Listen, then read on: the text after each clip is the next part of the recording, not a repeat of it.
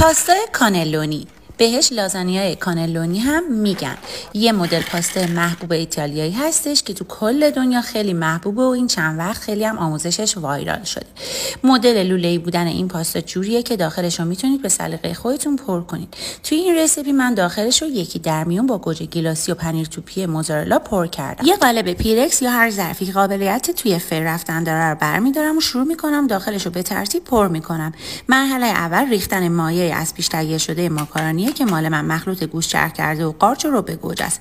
بعد پاستاهای لوله‌ای رو کنار هم در ردیف دوم و دوباره ریختن مایع ماکارونی و به همین ترتیب ادامه دادن تا مرحله آخر که مایمون میشه و پنیر رنده شده موزارلا هم روش میریزیم میره داخل فر تا کاملا پخته بشه. اینم یکی از جذاب‌ترین و خوشمزه‌ترین و جدیدترین نوع لازانیاها بود که درست کردم. همه توضیحات با جزئیات توی کپشن. نوش جونتون.